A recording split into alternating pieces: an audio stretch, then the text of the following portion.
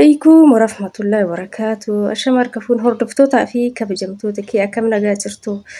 Ramadaan Mubaarak. Isiniin jedha.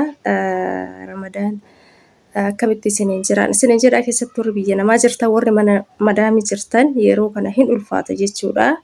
Akkuma beekamu gizee kana ka'amma gizee nama cinqu gizee nama maraachuuf ga'u gizee meeshaan isaanii asiin balbala ba'uu jedhu tokko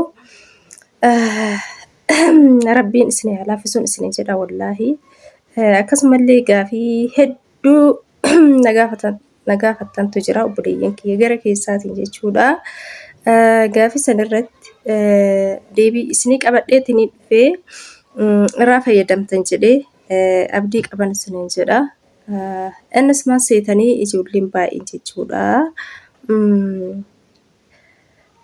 Ati yeroo baay'ee deddeebitee galta waggaa kanallee biyya jirtaa deebitee ammallee waggaa baggaltee akkamii ani yoo hin gala jedhu maatiin hiriyoota kiyyaas ka biyya jiran hin galini maal gootaa galtaan gara biyyaa baanu dhabne maal godhuu galtammoo maasoo galtanaan jedhanii ani immoo mana namaa dalaguu dadhabee kaleen kiyya na dhukkubee duyti kiyya na dhukkubee dhaabachuu dadhabee. Garuu yoo isaan dawwal isaan achi abdiina kutachiisanii akka biyyan galle mee haalli biyya akkamii situ nama haala biyya namaas argite dalagaa biyya namaas argite haga ulfaatu biyyi hoomee akkamii way dalagaa mana namaa kanarra ulfaataa jiraachuun biyya keessaa jettanii gaafii hedduu na gaafattan jechuudha. Koomintiin buleetii kiyya tokko fa'a akka nootiitiin na barreessite jechuudha. Koomintii baay'ee bal'aawiti jechuudha. Kanaaf obboleeyyan kee jechuudha. Keessattuu warri mana kontiraataa jirtan jechuudha. Isin carraa qabdan jechuudha. Carraa guddaa qabdan. Maaliif warra odoon galiin waggaa 6 waggaa 7 fa'a achi teettaniitiin akkami haalli biyyaa galuu barbaada jetta akkana wanna ganaa hagana dabale jireenya ibidda ta'aa jira ka itti galanii miti. Biyyi ofirraa nama ariiti. Biyya maal jedhanii keessa jiraatan. Warra jedhanii sababa jecha kanaatiif warra achitti odoo isin dhukkuba odoo dadhabdan osoo galuu fedha qabdan dadhabaa hojjettan hedduutu jira jechuudha. Garuu fi mana kontiraataa jirtanii galtanii deebi'uuf warri carraa qabdan jechuudha. Kanaaf warri mana kontiraataa jirtan achi teettanii iyyaafachuu odoo hin ta'in ta'anii iyyaafachuu irra waan wayii gaafa qaamaan bira gayanii ija ofiitiin argan amanan jechuudha waan wayii sii galee. Isa lammataa immoo haala itti jiraattuuf haalli namni biraatti jiraatu tokkoo miti. Namni hundi akka tokko jiraata namni hundi akka tokkotti jireenya ofiin oofatu jechuudha. Nama akka isaatti jechuudha. Ati jireenya kee qalal gooteetiniin yoo jiraatti jechuudha. Salphiftee yoo jiraatti jireenya salphaa jiraachuu dandeetta jechuudha. Akkasuma immoo yoo jireenya kana ulfeessiteetiniin bakka hojii cinqamteetiniin jette akkasumallee cinqamtaa jechuudha. Kanaaf maatii fi wanni kana isiniin jedheef jechuudha. Atama fakkeenyaaf maallaqa wayii qabattee ittiin dalaguu barbaadda. Yoo jenneetiniin jenna namni immoo achi yoo karoora si baaseetiniin maallaqa naganaa maasii dalaga yoo siin jedhe ati immoo gaafa san abdii kutta jechuudha. Maallaqa biraa irratti dabaluuf odoo dhukkubsattuu deebitee kontiraata san haaromsita jechuudha. Kuni ta'uun qabu. Kanuma amannaa galtee ji'a takka haa taatu ji'a 2 haa taatu haala biyyaa laaltee maallaqa saniin maal dalaguu akka dandeettu ofii keetii hojii kee filattee hojii maallaqa sii dalaguu danda'u. Dirqamaati birrii yookaan birrii 100 takka harkaa qabaattee dalagaa 300 400 yookaan hawwitu ta'e ganaa maallaquma san itti dabaluuf xaarta malee hojii uumachuu hin dandeettu jechuudha. Kanaaf gaafa tachiin geettu immoo birrii san ammallee hojiin ati hojjechuu hedduu sun ooluma dabalaa deema jechuudha. Kanuma amannaa hojii xiqqaa wayii irraa eegaltee yookaan dadhabdu ta'ee hojjechuu qabda malee dirqama karoora maallaqa ganaatiin dalaguu qaba jettee gaafa karoora baaftee haga waggaa dhaatitti maallaqa san maallaqa barbaaddu san yoo gaattu wanti dalaguu hedduu san immoo dachaan dabalee si eegaa jechuudha.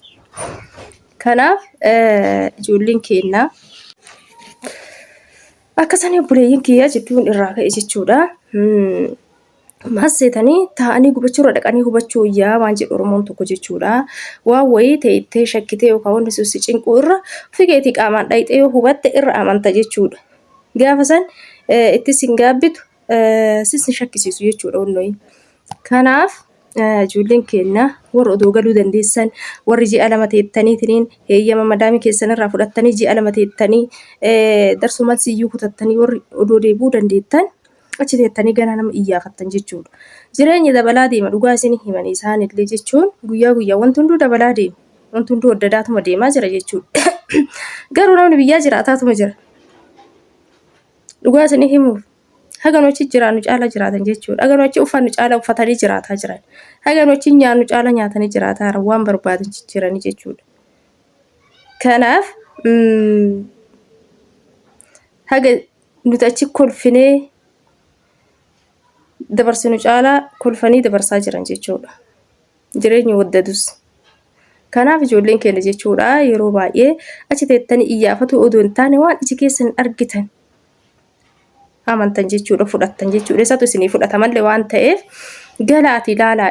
Namnummaan hin galinaa isiniin jedheef isin galuu dhabdan jireenya biyyaa hubachuu dhabdan. Kanaaf galaa mee ima galaa qilleensummaan biyyaatu haasin dha'u galaati ji'a takka saataatu lama saataatu deebi'a. Akkas isinii wayya. Isiniin jedha obboleeyyan kiyyaa waa hundaafuu galaa. Waan asii isiniin jedhanii fi waan gizee achi jirta isiniin jedhaniif waan galtanii ija keessan hin argitan garagara jechuudha. Wal dhiba. Kanaaf garaagarummaa hedduu qaba. Yoo galtan irraa hubattan waan ta'eef galaatii hubadhaan isiniin jedha. Keessaa yoo mana kontiraataa warra carraa qabdan jechuudha. Warra waraqata qabdan galtanii yoo deebitan wallaahi isiniif bareeda jechuudha. Akka kiyyatti isiniif baay'ee bareeda jechuudha. Kanaaf waanuma hundaafuu haali qilleensaatiifis boqonnaa keessanis fudhattanii waa hundaa lallaaltanii madaaltanii gaafa san immoo yookaan inuu deebitan yookaan inuu haftan jechuudha. Kanaaf ijoolleen keenya achuma teettanii jireenyi waddadee nu'uu biyyaa bayaa jirraa isiniin jedhaniif achitti hin du'inaan isiniin jedha. Kanaaf galaatii lallaalaa iraftii fudhaa deebi'aa isiniin jedhoo ka deebitanillee ta'ee akkas isiniin jedha obboleeyyan kiyyaa maaliif waan ofii ijaan argan wayya wanti hunduu waan ta'eef jechuudha. Waa hedduu jechuudha amma wal dhiba dhugaa rabbii wal dhibaa galaan isiniin jedha.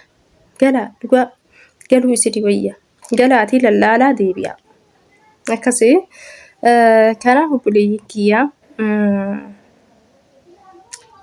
odoo dadhabdan ni beeyna hundi keenya dalagaa biyya namaa haga ulfaatu jechuudha. Haga maku ulfaatu gizee abdii kun jiraa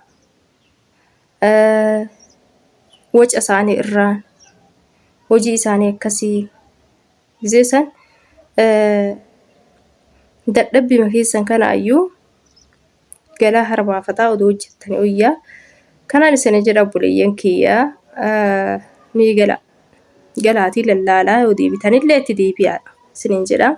Assalaamu alaykum warahmatullaahi wabarakaatuh.